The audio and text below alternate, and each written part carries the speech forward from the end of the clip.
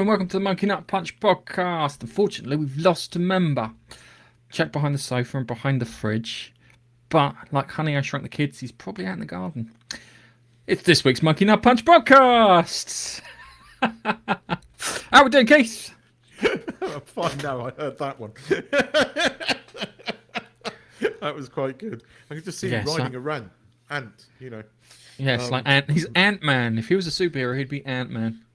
Yeah, this is true. This is true. How we doing? I'm fine. I'm good. I'll be honest with you. I was going to transplant your face onto Jabba the Hutt for the thumbnail, but I didn't. In the end, I just did the brain getting cut in half because I thought that was more appropriate. Inside my head, I did quite like that.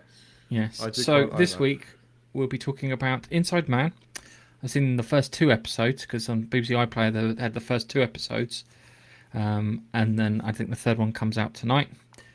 Inside Number 9, which I didn't realize was on until I typed in Inside Man into the iPlayer, and then it was like, oh my god, I missed a whole series of Inside Number 9. I watched that, which was fantastic, and it was nice. I love having good TV. They take a jab at some sensibilities in one of their episodes, which I love because it was just like a little sideways jab. And then we had what was it? Inside Number 9, and then we've got things like Rings of Power. I haven't done House of the Dragon yet. I need to catch up on those. And Keith, I think, has had enough with Rings of Power. And I don't think you're the only one. I think Bill for bloody messaged me. I was on a quiet stream last night, and Bilford popped onto the chat and said, "I'm done with it. It's boring." I'm like, I completely understand. It sounds even more boring. It's gone from the guy who's fitted Dom Toretto's tires to the Amazon delivery driver who's now delivered his work overalls. We'll go into it later, but you when we started watching the female Doctor Who series, you made this thing about it feeling very claustrophobic and closed. Mm-hmm. How do you make $1 billion fucking series feel like that? But it does, and we'll talk about it because we'll talk about the battle scene. But you saw Inside Man, because I've got an opinion on that. Okay, so I watched it, and it's funny because I watched it up until a point, and then I almost switched it off. And Keith could imagine the point where it almost switched it off. So it starts off, you've got I can't remember the actor's name. The bald fellow with the glasses. Stanley, what's his name? Tucci. Tucci, yes. Yeah, Stanley Tucci's in jail, and he's the inside man. He's the detective for this show, along with his burly cellmate, who's like a human recorder because he's got photographic memory. And it kind of set up a few things there, and it starts off, you've got some senator, and I have to slap. If I saw Stephen Moffat, I'd turn around and goes, that's the joke that he made is from findtherapist.com. Yeah, because if you read findtherapist.com, it's findtherapist.com. Yeah, and it's I know that he got it off the back of that episode of QI with Stephen Fry, because it was like I was like, as soon as I heard it, I figured it out, because it's not as clever as he thinks it is. But maybe people who haven't been exposed to that think it is. But you've got Stanley Tucci, he's the guy. You've got a vicar in the UK played by David Tennant, does a great job. And then you have a maths tutor played by the woman from Dracula. I got annoyed, I'll be honest with you, the only bit of intersectionalism in the entire show, and I thought about, this is not the bit where I thought about switching it off, because there's a bit further down the line where I thought about switching it off. But I watched that, and I've been in that situation, yeah, and all I did in that situation is I just stood between the two people. Yeah, going up to London, because I have to go up to London for my job, and all you do is you just stand in front of the two people, and you just do that, and you don't say anything to anyone. You just stand there so you can break the creepy guy's eye contact. It's interesting hearing you say this, because you are echoing everything that I feel about this, right? It's just that was the worst bit of the entire the second worst bit. I like anything where Tucci is on screen, yes, with his Hannibal Lecter kind of esque meets nutjob meets quite interesting character of a sort of sidekick. That is really watchable, right? Because he's kind of got like this Sherlock style brain, and when when Moffat writes like that, it's really good, right? And Tucci, I like him as an actor. Always found him a compelling watch. That was amazing. And then it just went like the minute that tube scene came on, because that just pissed me off. Because I'm sitting there going, there is no way, right? Every single person in that tube, somebody wouldn't do something. It's statistically almost impossible. Yeah. If you know anything about psychology, right, it is statistically almost impossible not for one person to say something, right? It was such a contrived bullshit scene, right? Yeah. I've seen other men get almost start fights with people. That's 20 years of going up to London on the train. Yeah. And I say 20 years, I don't mean like every day. I mean like every so often.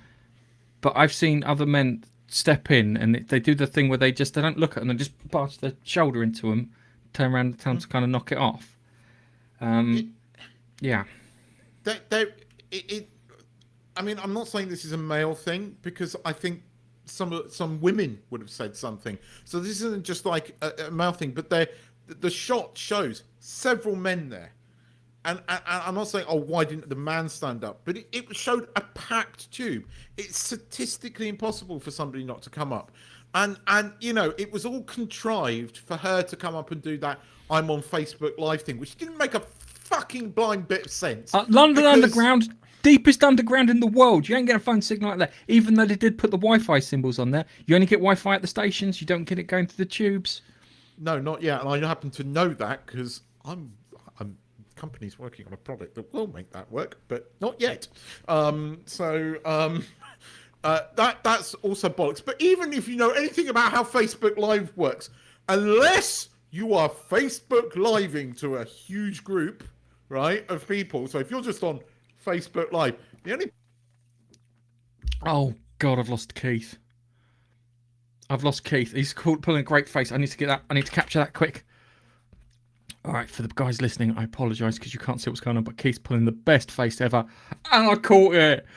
Unfortunately, I think he'll have to disappear and come back because he's just going on about Facebook Live not working for reasons. So, yeah, it doesn't work. It doesn't work on the underground probably in most countries, let alone the deepest underground and the oldest underground in the world.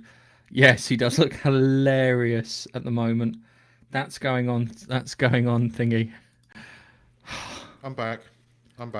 Stupid internet. I've screenshot you. I have screenshotted you. You derped as well, and I was like, have you derped or have I derped? No, because this is why I've got I have the little indicators to see who's derping, because I can't tell if it's you or me. It wasn't shitty Wi-Fi. I was still connected to a VPN, and it decided to. I hadn't realised.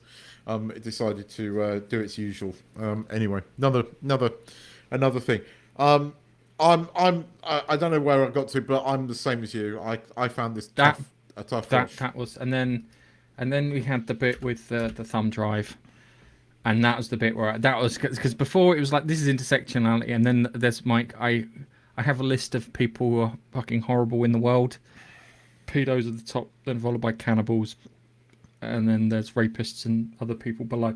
I don't know why I have a thing like that, hierarchy, shall we say, of disgust when it comes to these sort of things. But yeah, it wasn't good. I just want to show you. Can I just show you a screenshot because it's fucking brilliant? Let me share the screenshot. Sorry for podcasters. I apologise. You should really come and watch us. Yeah, I understand. Oh, it's yeah, this is. Oh, you bastard! Oh, it disappeared. Hang on a second. There we go. This is what you look like when you left. Fucking well, Clark. Sorry, I had to do that. That was my disgust at this. Yeah. I mean, I'm afraid I skipped through quite a lot of the David. Look, I love David Tennant, but the entire premise of this show is fucking stupid, and the way David Tennant's vicar behaves was fucking stupid, and I don't believe people would behave like that. I think it sounds really odd, yeah. But Stephen Moffat is a veteran comedy writer, yeah. And if you change the premise around a bit, it sounds like a comedy sort of thing, Yeah, of errors. I kind of, because he's a vicar, and he's supposed to be all high and mighty and a bit more pious than most, shall we say? Maybe that's not the right word. But he tries to be a bit more virtuous. That's the word I was looking for. Virtuous than most. Yeah. He kind of sees it. He's probably doing the what would Jesus do in that situation. Yeah, he's asking. Just add that into his head when you see him make a bad decision. He's thought, what would Jesus do? Yeah, and But, it's yeah. I mean, the whole premise, she's found child porn. She's reacted like that. Then the whole thing near the end where she goes, I'm not going to leave this alone, so you're basically going to have to kill me. I'm sorry. Look, I hate to say this. I don't like the actress. I did not like her in Dracula. I found her fucking annoying in Dracula, actually. And I find her even more irritating in this. Her best role was as a South African PE teacher Yeah. in a sitcom, which I loved her in. But outside that, it's a bit... Yeah, it is. Her reaction's a little frustrating. So instead of doing the sensible thing of arming yourself, yeah, and waiting for him to come down and then attacking him and then escaping, which I would have done, yeah, she hid all the bits that she could have escaped with, or that I was like, okay, I know what she's trying to. I think she's trying to be cleverer than she is. Yeah, sorry, my focus dropped out for a second there. So. There's that aspect of it. The thing is that I start watching the capture, the one that Nigel's going on about, and it suffers from what all BBC dramas suffer from, being too fucking slow to start off with. What, the first series? The first series. Series. Okay. So I'm watching the capture and I'm going, this is too fucking slow. The pacing is correct in this. Yeah, it's just that there's some outlandish bits that have happened, and we know that if the Inside Man's gonna fucking vindicate both. Have you seen the second episode? No. Right. Second episode. Right. The second episode, he confronts the guy with the drive, and he tells him this, that, and the other. And then the long and the short of it is he turns around and goes, you know what? It takes him back to the thing. He tries to get him to confess. He won't confess. Yeah. So he takes him into the little vestry where he's got his laptop and he says, make it look like it was on my laptop. He goes, make it look like it was my laptop. And then drives him home and he turns around and goes, remember what I fucking done to you? Never. And he hits him and he's like, never fucking do it again. Anyway, he takes him away and he puts him in the thingy, and his mum, who knows what he's up to, and all the vicar had to do was get the mum to help, and this thing would have been fucking resolved quickly. Yeah. She knows that something's up, and he goes off up to his room, and he's killed himself. So he hanged himself in his room, and he's left a note. The vicar is not a pedo, he's protecting someone. Which makes it look like it's his son again. Oh, do you know whose son that is? No. That's Stephen Moffat's son. I've met him. I have a picture of him when he was wee. So I'm just looking at it thinking, of all the things to put your son in. Could you carry on watching it? Because I'm afraid Stanley Tucci was kind of the draw. I look, the actress that plays the actress, it doesn't. She's this journalist. She's this investigative journalist. She's just gone in to see this mental guy. She's standing there. She comes back again to him. She's not the type of person that would have sat there in fucking silence. I don't. I know she's popping up. She's in fucking everything at the moment. That girl. She keeps popping up in everything. But it's right.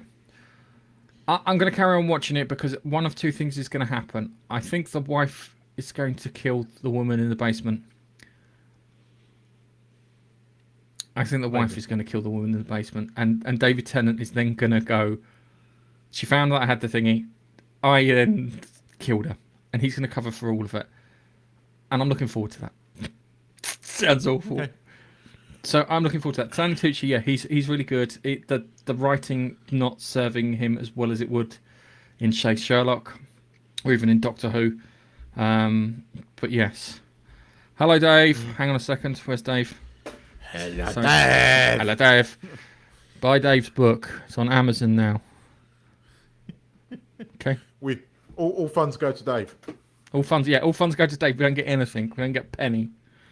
So he needs a new kettle. So buy books from him. Lots of them. He's got 4 or 5 out now, I think. Man needs a coffee. Man needs a coffee. But yeah, so it's Stephen Moffat. He's a good writer. I think. The other thing too is I can feel that the BBC have got a bent here, that they've put some bits in play, and we know that he sees them as his boss and he has to do as he's told. I've heard him say this in person. Yeah. So yeah, it's one of these things. Yeah, I but think he could be now drinking from the Kool-Aid. You never know. I don't think he's drinking from the Kool-Aid. The reason I don't think he's drinking from the Kool-Aid is because we would take the piss out of the Doctor Who Bill Potts stuff, yeah. But if you were told, yeah, no, I know. If you were told to do that, you'd sit there and go, okay, fair enough. You want it? I'll fucking put it in there. And he turned it into a joke, and he looked like he got the other writers to turn it into a joke as he was going through it. I do think you're absolutely right about that, and I do think that's something that our American cousins kind of miss. Yeah. You know, I think it doesn't shock me that Mr. Beekler over at Nerderotic doesn't get that. I do think you're right there. I think that is our British humour very much right. You've told me to do that right every bloody time she talks. Hi, I'm Bill Potts. I'm malicious compliance. That's the term. It's a bit of malicious compliance. I've still got your fucking face on my screen over here. I need to switch it off because it's like it's not the thing you want to bump into. That's fair enough. I'm going to keep watching it until I get bored. It's still more interesting than other things I've seen. I have to admit, I hadn't realised there was another series of Inside Number 9 because I quite like that. Some of them are not so as good as others, but some of them are just so freaking on the nose. It's the best episode is called Kidnap. Oh, I fucking loved that one. That was one I watched and I was like, oh yeah, because it looks like it's going downhill, but it's not. It's just brilliantly written. I love the twists. They always pull the really good twists and bits on there. They do the 12 Days of Christine was the saddest one I think they've ever fucking done, and I don't think they'll ever top that for pulling the emotional heartstrings. But I think they tried this time with the 3 men in a boat. I think it was called.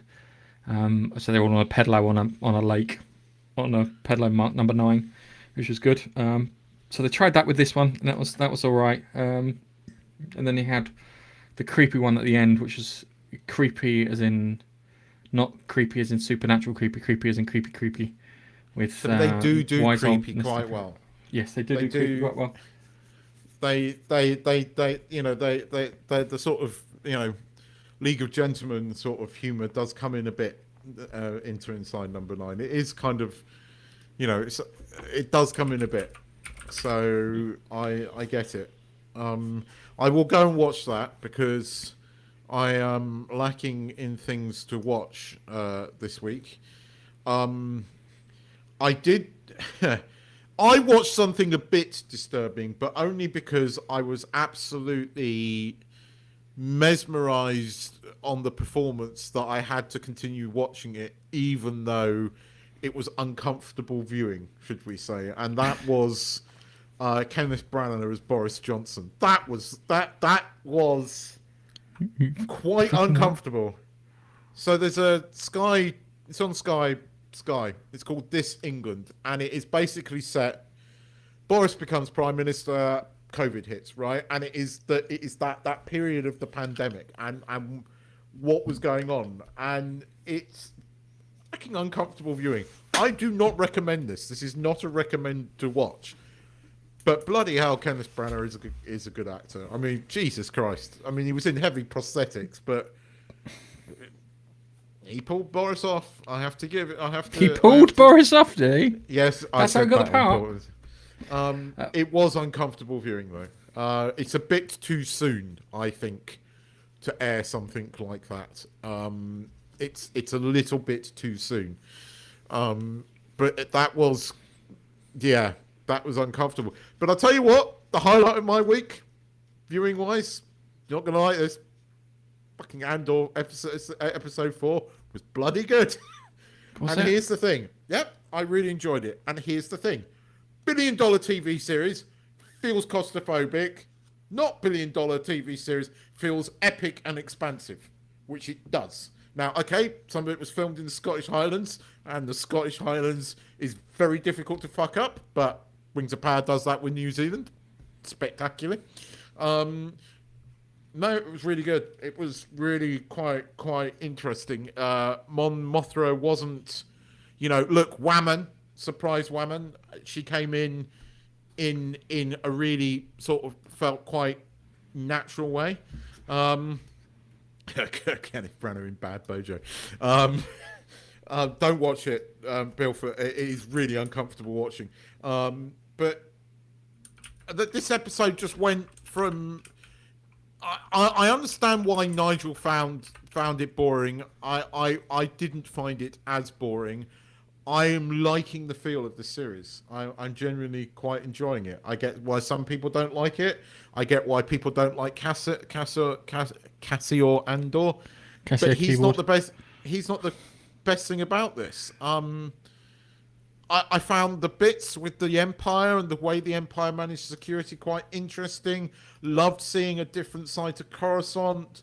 Loved how the sort of spy feel to this, and there feels like a sense of danger. Where the bit where what's his face is there's so many faces in this. There's so many British actors in this. I like the bit where he transforms himself. What's his face? The Danish actor transforms himself into this antique stealer, basically, or like the Star Wars version of a dodgy antique stealer. And then Lovejoy in space. Kind of, you're telling me you watched. Yeah, he kind of was there was a bit of Lovejoy-esque to him. I loved how they brought Mon Mothra in that way, and it's not surprise whamming so far. Now, I agree with what everyone is saying, that it could go that way, that this is Hollywood, but so far really enjoyed that episode. It was just like, okay, this is actually competent Star Wars. The writing is competent, the believability is there. Loved seeing a couple of TIE fighters ripping through the fucking Highlands. That was kind of cool. I find it interesting that the mission they're on. I like that sort of. They managed to convey a sense of danger. They managed to convey that not everything is perfect.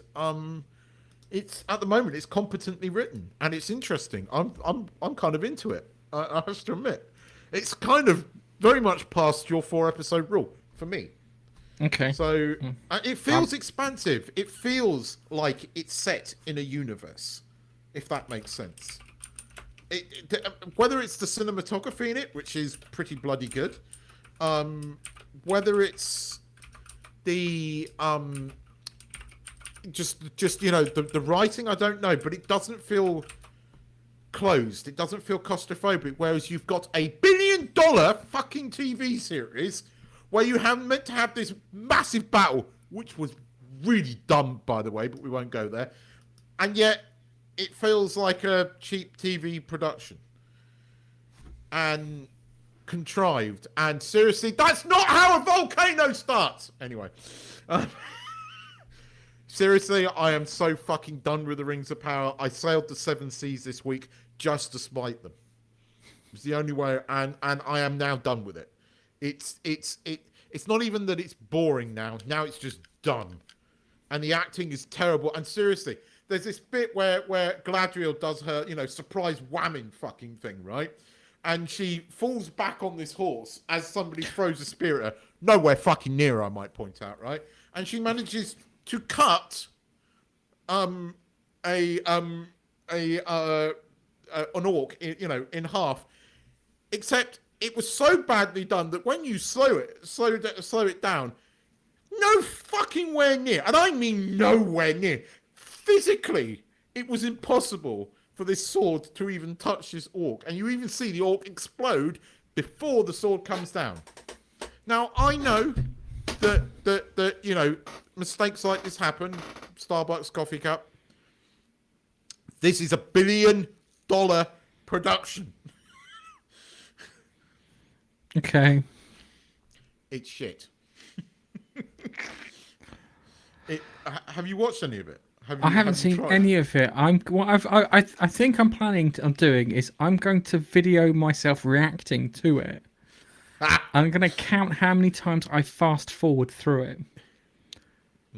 Yeah, and just sit there every time it looks boring. I'm going to fast forward through it and see how many actual minutes of it I watch. So I'm waiting for It's almost finished, hasn't it? 2 episodes left, is it? It's so contrived. It's so in your face, whamming bosses, surprise whamming everywhere. It's not even intelligently written. It's badly written. It's an absolute bastardization of Tolkien. And the thing is, right, Tolkien was an intelligent man. He wrote intelligently. This is an insult to him. The characterization is bad. The acting in most places is bad. And it's just, oh God. I've started watching The Hobbit, which I've criticised openly, and yet The Hobbit is so much better. So I watched The Hobbit recently, and my biggest thing was that they changed the frame rate in the cinema. Really irritating. Made it looked weird. Because your brain's been trained to see the cinema image like pretty much your entire life. I watched it, and I think I actually I don't know if Bill actually read the comment because he might have ducked out of the chat by the time I replied to him. Is that it got a lot of shit, but the stuff that it added wasn't boring. When a lot of the stuff they added was from various texts. My only criticism of it is I wish it had been 2 movies rather than 3. I think it was extended too much considering the length of the book. But there are bits that are not in the book, in the Hobbit book, but they are in like the Silmarillion and other texts where you have the White Council. None of that is in the Hobbit. You know, when Gandalf fucks off and leaves them, you don't know where he's going. It is, you later find out in various appendices that he was at a White Council meeting. I kind of like the fact that you get the Necromancer. I kind of like the fact that you get Radagast, because hell, look who was playing Radagast. And you know why he did that? Because Bossy Smooch was a massive Doctor Who fan. Yeah, and I love the fact that my Doctor, because at the end of the day, Sylvester McCoy was the first Doctor, for me, and my Doctor was there, and he was great. Radagast is only mentioned in the text, if I'm right. Belfort, it's been a while since I've read The Hobbit. But actually, my only criticism of it is there's too many movies. He tried to expand it, I think, too much. That 3rd movie doesn't work as well. The first movie is near damn perfect. But I think you could have condensed everything down into the 2nd movie. And had a really good 2 film. I think that was purely, we need to make this a trilogy, because at the time it came out, Hollywood was still obsessed about trilogies. And I think he trilogies money. Yes, I know. Why make one film when you can make 3? But I think he bent to that, and I wish he hadn't. But that's my only criticism of it. Really, it's still miles apart from this Amazon crap. You look at the cast in there. I mean, Jimmy Nesbitt, I love him. It's miles apart from what we're watching now. Yes, I love the. Hang on a second. All right. I liked Luke Evans' family in it too. That was. I think was that added in. I think that was added in. Yes, that was added in. I actually that was appreciate one of the that. nicer. No, I'll give you that. I liked Stephen Fry in it as mayor of what's his face, the town. Yeah, that worked too. I don't think that was in there either. See, the thing is they added stuff in there that fleshed the world out, and you're like, okay, it could be cut to make it more coherent to the story, but it's not like you keep telling me, oh, this is where they find Mithril. Mithril's a throwaway fucking line in Lord of the Rings, as far as I'm concerned. I don't give a shit about it. Yeah. No, it is. It's a fucking throwaway thing in there. The Goblin Cleaver is more important. In the film, Mithril as a throwaway, but not from the text. Mithril is not. Although the invention of Mithril in this stupid Amazon TV series is bollocks. But Alan, come on, it's obvious who Adar is. But anyway, sorry, it's like I just like to point out that's the elf from Thingy. Well, I never denied she wasn't hot. There you go. I mean, so Nick's scene in Lost. Anyone? I've never forgotten that scene. I can't remember that scene because I can't remember Lost. My brain just ditched the whole Lost and went first sense. But for the yeah, I can give you that.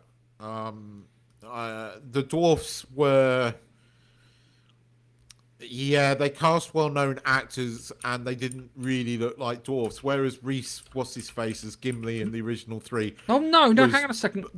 Like Graham McTavish, they made him wear gloves to make his fingers look dwarfy. Yeah, but dwarfs are bulky sort of boulders, right? And Gimli was bulky, but Gimli was able to run and walk and stay up with Legolas, right? And that's a whole thing through you see a bit of it in the film, but the idea that the dwarfs were, they might look fat, but they were quite fit. Whereas I know what he's saying about Keeley. A couple of them, Aiden, what's his face is, I think. He barely dwarfed up. Yeah. So yeah, no, I give you that. I loved. As I said, I loved what's his face in it, but he could have done with being bulked up a bit. All of them could, to be honest. I think Orin Oakenshield the dude, isn't it? Yes, but again, Richard Armitage played the character. He was too slim. Dwarfs. I don't think so. And because he looks like hair. No. The reason I say this, is there are dwarfs, and then there are Chad dwarfs, And Richard Armitage is the Chad dwarf. He's the one that the dwarfs will look up and go, "God, fucking hell, he looks after himself." Yeah, he's the one moving a ton of coal a day, sort of person. Yeah. I agree with what. I agree with you. But look, I'm enjoying watching it. It is the perfect antidote to this abomination that is on Amazon.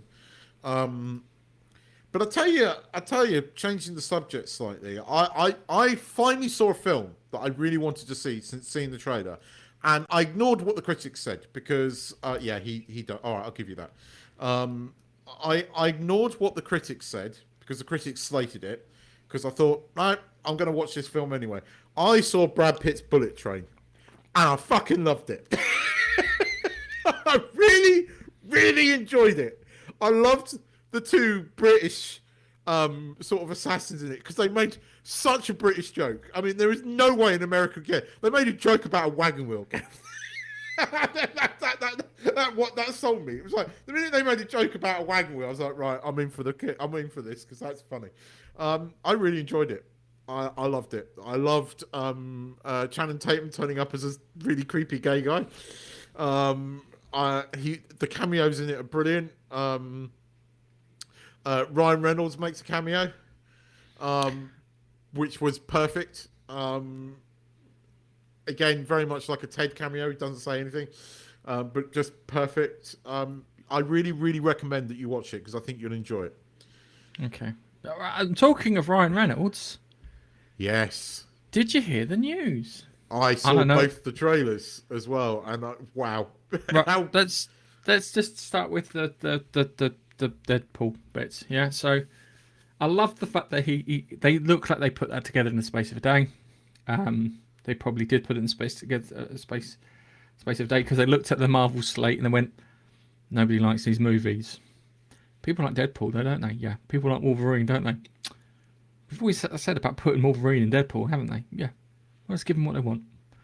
And the way it was, it's just like, I love it. It comes and it's got him like kind of trying to take notes, this, that, and the other, and it comes, I got nothing. and then Hugh Jackman walks past him in the background. He goes, fancy playing Wolverine again? Why not? That's. It was so understated and broke the fucking internet. Yes. I love the fact You see, this is Ryan Reynolds. He's a fucking genius, because I know that's Reynolds that wrote that. I know that him and Jackman got together, and the two of them, when they are together, the way it was so understated. It was just Hugh Jackman walking about. Hey, Hugh, you want to play Wolverine again? Why not? And that was it. But it was enough to literally break the fucking internet. And then that second trailer that they released the next day, even more genius. So without doing my due diligence, I heard a news story. I have no idea if it's true or not. That they filmed Blade, the new Blade MCU. Yeah. And it had 2 action scenes in it. And when it went to testing, even the people from corporate went, no. They went, this is shit. So it's gone back for refilming, which is never a good sign. There's pickups, yeah, which you have to do at the end, because when you get in the edit bay, you're like, oh, dude, it doesn't make any sense. It looks like he's fucking picked it up from nowhere, yeah? So they put the pickup shots in. Not a problem with that. Or we need an establishing shot here so we know that this is this point in time. We don't have a decent night shot. It needs to be redone. And they go, okay, fair enough. So they got all the people doing the pickup shots and whatnot. There's nothing wrong with that. And you hear about films, but when it's like with like Stephen Strange, Doctor Strange, fucking multiverse of crap, yeah. They reshot. They didn't do pickups. They reshot, and that means they put in other things too. And it sounds like they've done the same thing with Blade here. There's only one Blade, Wesley Snipes. Yeah, he the man. It doesn't matter what way Disney try and Feige try and spin this. No one, including the people that are Disney fucking bumboy fanboys, were able to say anything beyond muted enthusiasm about that set of movies. No one gives a shit. No one does. They fucked this up. It has been 5 goddamn years. Okay, the pandemic slightly screwed things up, but there's no. Even if the pandemic hadn't happened, you'd still be in the same state, because none of these movies have been good. None of them. Your one and only movie since fucking Endgame that has been any good wasn't even made. You didn't make any money from it. Yes. It's. I mean, for fuck's sake. And Mr. Feige, you want to put your name on a turd? Please carry on doing it, because that's what you've been doing. That's a sign that it's a crap film. Well done. We know which ones to avoid. Shit. Right? And it had a good cast. But shit. Badly written. Fucking Shang-Chi, we're not going to go there. I only like the dragon because I like dragons. That's the only thing I can say good all about you had to do, all you had to do with Shang-Chi is realise the one thing that Shang-Chi is. Shang-Chi is Bruce fucking Lee. That's it. Yeah. And all you had to do, he didn't have to fight a dragon at the end. 100 men. Literally 100 men between him and his father, and he needed to knock all 100 out. So it's like, this guy, that would show him as like a superhero without having to have super fucking human powers. The fact that he's so skilled, he can take out 100 men and then takes on his father, who would take on armies on his own. Yeah, that would have been entertaining. But no, we can't have that shite. But sorry. No, you're right. I mean, let's not even go into the Eternals. How bad that movie was. Oh my god. And then just like to point out, there's a giant poking out the sea, and no one's complained about it. No one seems to. There's no consequences anywhere with this stuff. It's annoying. Thor, bad. And you had Christian Bale as the bad guy. I mean, seriously, how do you fuck that up? And what was the other one? Multiverse of Madness that was just dumb. And WandaVision, which just I found irritating. Fuck me, you did Marvel Zombies and still managed to fuck that up. And then we look at the TV series. Oh my god. Oh yes, it's oh surprise, it's a woman. I mean that again, it's so on the nose. It's so anti-man. They might as well have the character saying "I hate men" every week. And it's clearly written by somebody who hates men. Who has some kind of deep psychological hatred of men. Yeah. And it annoys me because the actress, I genuinely, and up until this, liked the actress. And I have to say, the actress is incredibly talented. She is. Right? There's no denying that. Go watch Orphan Black. there is no denying that she's not a talented actress. What the fuck are you doing in this? You're destroying your career. Because no one thinks this is good. The CGI is so fucking bad that the bloody T-Rex in 1993 Jurassic Park looked more believable. I've not watched any She-Hulk. As I said, it's one of those ones I'm going to wait to the end and then just every time it gets boring, I'm going to fast forward through it to see how many times I fast forward through it. It's Daredevil turned up yet? I mean, no. I haven't watched it. I stopped watching after episode 3 because I found it to be insulting, actually. You know, I'm constantly told this is not for me, and yeah, because it doesn't like fair enough. this TV So series. just sit there and go, okay, it's not for me. Find your audience somewhere else. Yeah. Yep. And I've done it, and you're not going to entice me in with Daredevil because it's just not going to work. I'll watch the clip on YouTube. That's how I'll see it. That's all I care about. I'll see it on YouTube as a clip. I am not giving you the ratings, Disney. I am not. I'll give you. Yeah. Hang on a second. Yeah, my money says that what do you call it? The media class will. This will be the best Marvel film ever. It'll be. I got a feeling it's going to be crap. They're all crap. Why break the pattern? I don't know. If seriously, how are they not going to make it crap? It'll either be there'll be some horrible racist fucking thing in there, which it could be, some man-hating fucking thing in there, which it could be, surprise woman, Namor's not the bad guy, it's the woman, yeah? They'll have all that crap in there. The chances of it being good are remote. I think, I don't know if you were watching way back when the first Black Panther movie came on, but I got incensed when it got the Best Picture nod because if you were the people that made this film, you should have been insulted by that, because here you had Infinity War, which deserved that over Black Panther. It just did. And that really pissed me off. I did a whole, because there was a week where I couldn't make it, and I did this whole fucking 9-minute rant, which you very graciously played. And you know, I've been, you just didn't like it because of Black Panther. No, I actually quite like the Black Panther movie. I don't think it's the best one, but I don't think it's not entertaining. It just wasn't Best Picture when you compare it to Infinity War. No, Infinity War had a cultural fucking footprint. Yeah. Everyone talks about the snap, don't they? It's like I'll snap you out of existence. That's now a colloquial term that we use. Yeah. It's just when you compare it to that,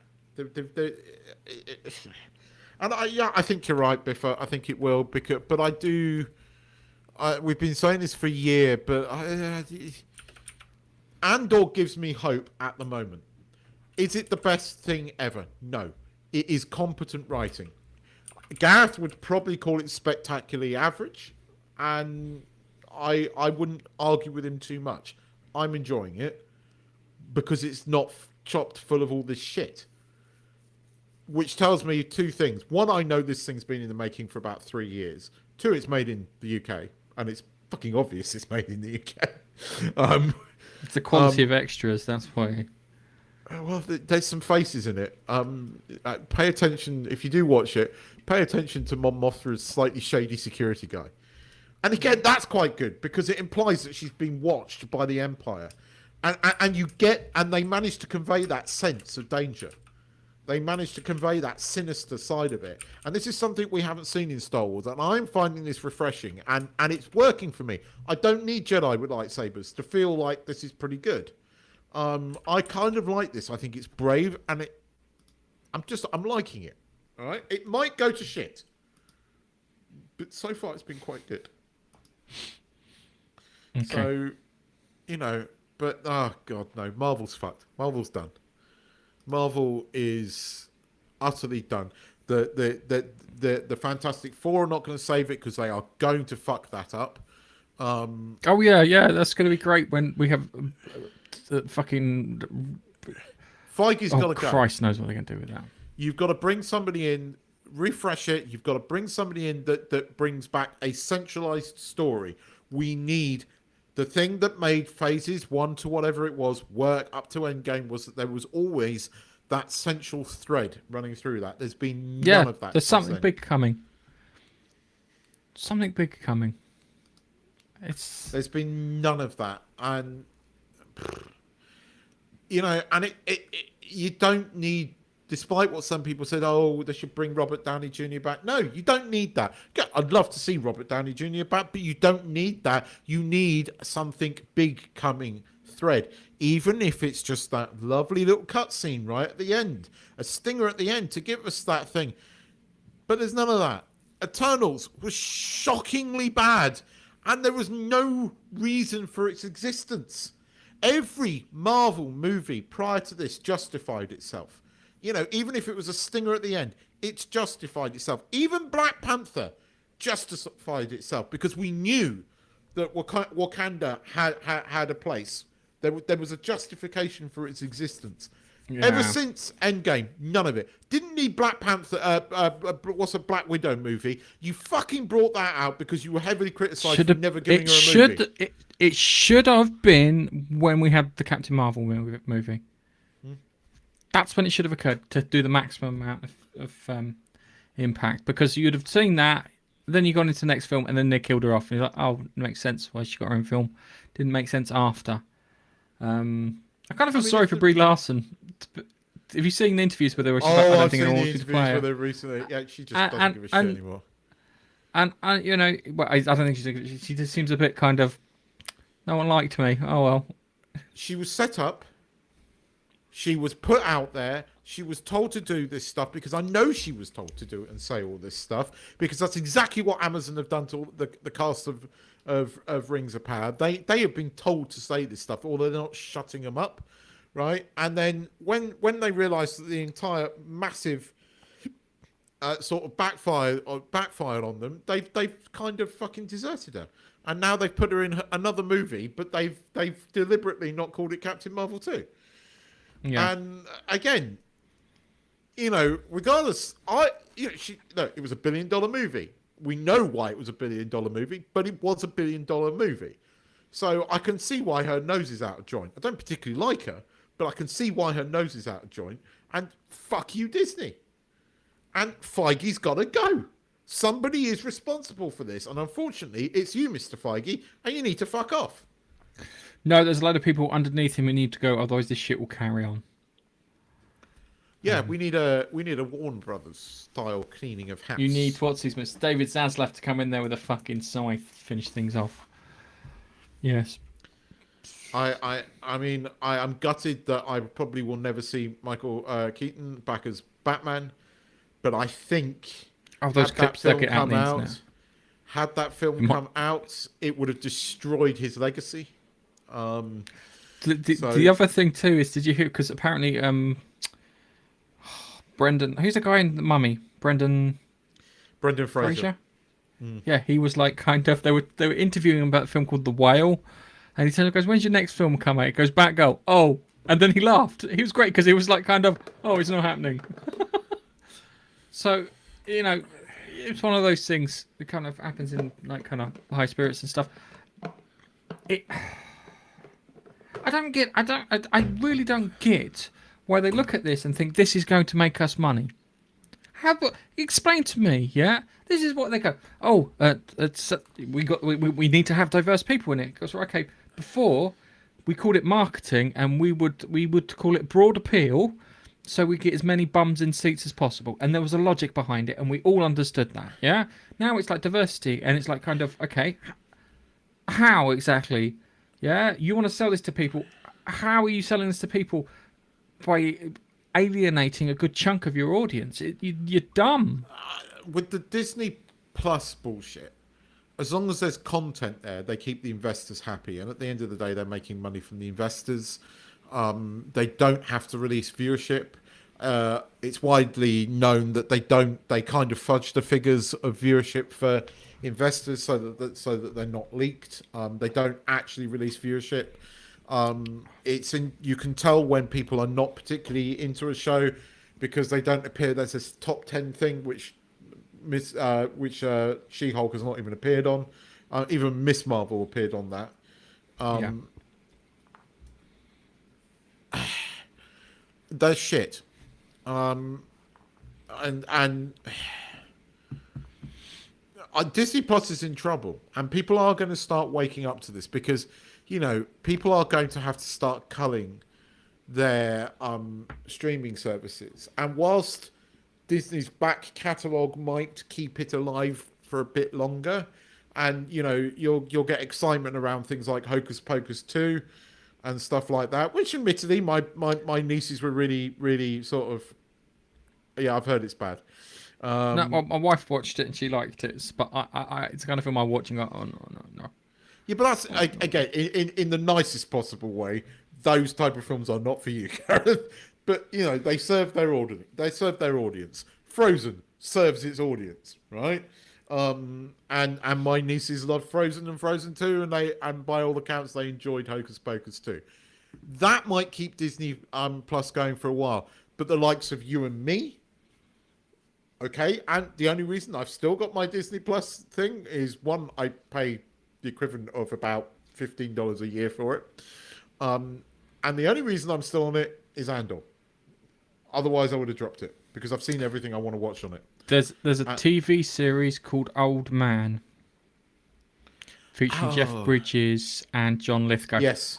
It's slow. I'm going to wait until about 4 episodes have dropped and then watch it, because I started watching it and it seemed a bit slow, but I've got a feeling it'll be in the same vein as a Terminal List. So that's one to keep an eye out for. That's from Fox, not from Disney. I've seen the first episode of it, and granted it was slow, and I haven't come back to it yet. We were talking about Andor and quality of extras, shall we say? Yeah. I'm just going to show you. Do you remember TV show Space Precinct? Yes.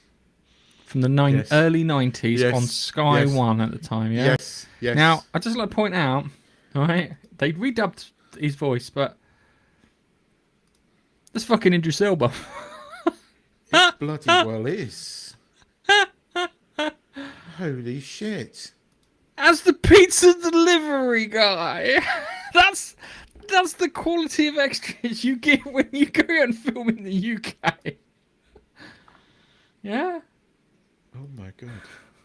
But yeah, it's like kind of, look, there he is. But oh my god, what's his face next? Oh no, I know. Who's that? Oh, I know who the actor is. The guy on the left. The white cop on the left. I think I recognise him. But yeah, Idris Elba, pizza delivery guy. I do remember the show. Yeah. It's mad. It's I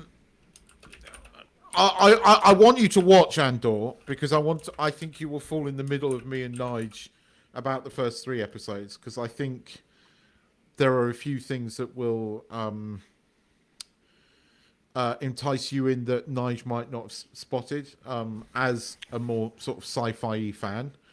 But that 4th episode, it's not dull anymore. No one can call it dull. I really, for the first time, enjoyed watching Friday Night Tights in a while because they weren't slating it, which again I find refreshing. I kind of agree with Critical Drinker, which is again quite nice to watch.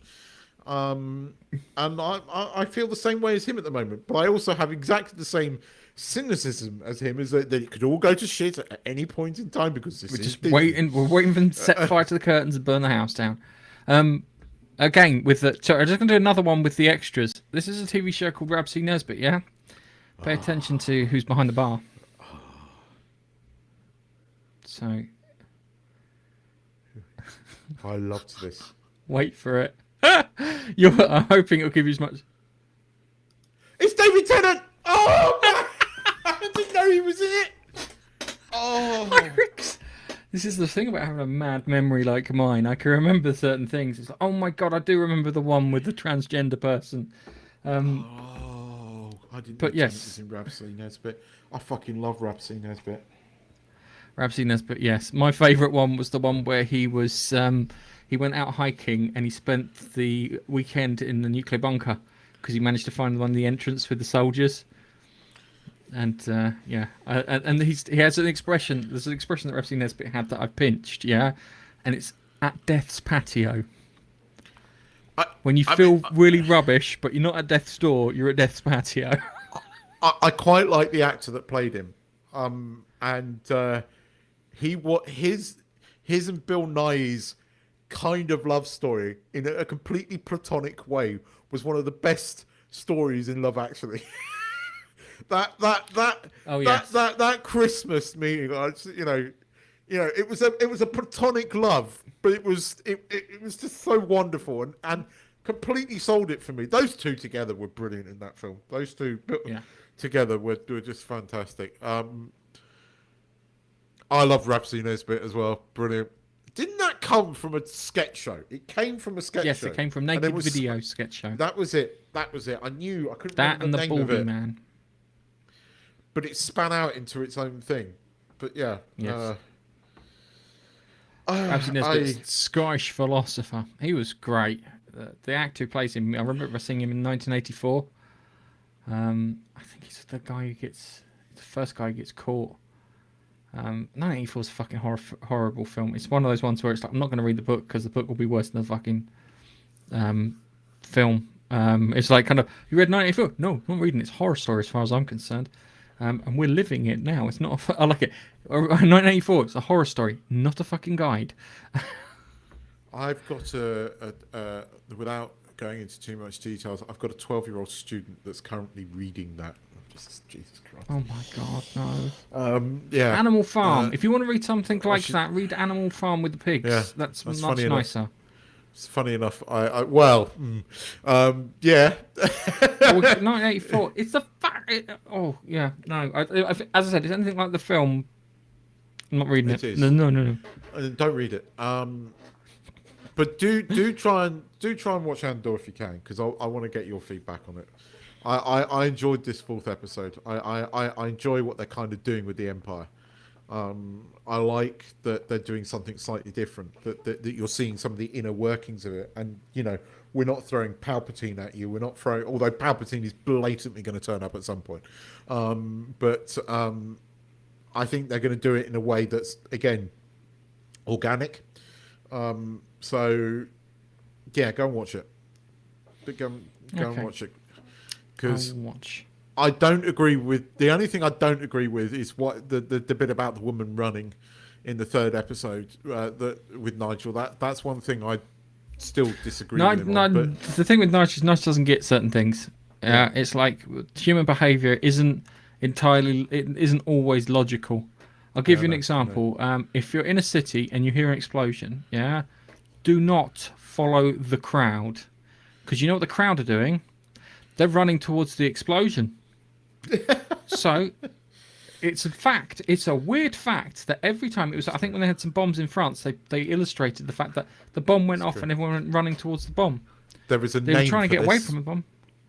Yeah, it's been a while. It's 20 years since I did that, but there is a name for it, and you're right. It's true. And it's not logical at all, but for some reason people fucking do it. So if you hear a bomb go off, stand still, pause, work out where everyone's running, go the opposite fucking direction. It's absolutely true. But yeah, I do. There has been some good telly this week. I enjoy House of Dragon. I had the whole series of Inside Number 9 to watch, which I loved, which put a big gold smile on my face. House of Dragon, I don't like the recasting of the two girls. Sorry, I just don't. I actually now, whereas I was marginally sympathetic to the Queen, the new actress just makes me not sympathetic and kind of die bitch die. And whereas I was slightly sympathetic to the heir, that actress is even more bad. So I don't know. House of Dragon for me has gone a bit awry. Matt Smith is still wonderful in this, and I will continue to watch it because of Matt Smith. His character, he's not just a bad guy. He is not. There are layers to this, and I'm seeing the layers. And this, you saw a layer this week, where I think he is going to become a protagonist again. Certainly towards the end of this. but I like him in this because he's not just your run of the mill stereotypical bad guy. He's not, even by Game of Thrones standards. There is a lot of layers, and I will continue to watch that. But the recasting, I think, was a mistake. They should have put prosthetics on them. They should have made them older and kept with the original actresses. The original actresses worked for me. You know, what they're doing is you've got these two characters. They're at loggerheads at each other, but neither one of them is right. Neither one of them is wrong. Whereas the two new actresses that come in, they just make both characters deeply unlikable. So they went, you know, they haven't passed the bell end test since the recasting, unfortunately. The bell end test. I borrowed it from somewhere, which I'm not going to promote because I really hate that podcast now. But that was the only thing that I take away from it because I kind of liked the name, the bell end test. What is the bell end test? The characters, are they bellends or not? Okay. Are they deep enough to be dislikable but not complete bellends? Whereas they're just bellends. There's not. You can't say, oh, their characters are deeply layered, and here's a reason why. And you know, they're deeply flawed for X, Y, and Z. No, the actresses playing them have now failed the bellend test. They've taken the characters from being interesting to just being unlikable, and unfortunately for me, it's down to the actresses playing them. That it isn't, you know, if it was still the original actresses just wearing prosthetics because there's a 10-year time jump, worked better for me. They didn't recast anywhere else. They just recast the two girls. They could have just put prosthetics on them and made them look older. Both of those actresses were quite talented. Both of those actresses could have pulled it off. It was a mistake to recast. Second. Hold on a second. There's one thing I want to bring up before we go. And it has to be the fucking tweet of the week, other than the Deadpool one. If you love space, and you love The Expanse, this was a tweet and a fucking half. I loved this, From the actor who played, what do you call it, Marco Inaros in fucking brilliant in The Expanse. He's a great actor. No two ways about that. But he sent out, I thought was the best tweet, where it's like, hang on a second, there it's loaded. Can't load. Right. Where it's like kind of the Free Navy press release. NASA. That asteroid wasn't aimed at you. Bless their hearts. At least they're sticking to what they're good at. Crashing things. And I just love the fact that it's like kind of, there's like, if any asteroids are hurting towards Earth, he's responsible for it, because storyline wise he is. It's a joke that only people who love The Expanse get. You sent that to me and I just pissed myself laughing because I got it straight away. I knew exactly what it was. I was like, that's brilliant. It's like, I saw it pop up in my feed. I saw it pop up in my feed and I went, it's brilliant. It's world class, that is. I love that. The thing is, he is a very, very good actor because on screen, you hate that bastard. I mean, he produces emotions in me where I want to just stamp on him. I hate him that much. Then you see him interviewed on the after show. He's such a lovely guy. You're like, I want to give him a hug. I had to play. And then you watch him as Marcus Inaros, so you're like, you evil cunt. It is, yes. And I think that's where we will stop it for today. Hopefully Nigel will be back with us next week. He says he has football, but he's not playing football. And he's not watching Liverpool play. And on that note, hang on a second. Have you seen Moon Man? What's this? Sorry, before we go. Keith, have you seen Moon Man? Mainland Chinese out of space movie. Is that the one where the Chinese tried to eat everything? Is that the one where the Chinese tried to eat everything? Like Baby Yoda, or was that a meme video? You should say that. I've spoken to quite a few Chinese people this week, and I've got a couple of movies that I've been told that I have to go and watch. So I will be watching some movies this week. My wife is loving the fact that I now need to watch some Chinese movies with subtitles, I might point out. But no, I will add that to the list. Biffa. I will do that. I'm going to watch, what's the one, Moon Crash, or the one with Halle Berry and thing? It was supposed to be so bad. Oh my God, no, it's laughably bad. What was it called? It's got Sam. Moonfall? What's his face? Moonfall. That's it. Yeah, yeah. You got to watch that. Yeah. It's laughably bad. It's on Amazon. I saw it the other day, and I'm like, dude, if I'm watch bored, it. I've got something to watch. Dude, watch it. You'll love it. It's so bad. Fuzz Aldrin. Yeah, it's genius. That did genuinely make me laugh. That was genius. It was. And on that note, I think it's time we say goodbye. I might. Bye. Blankety blank. Blankety blank. Blankety blank. Blankety blank. Yeah, bye.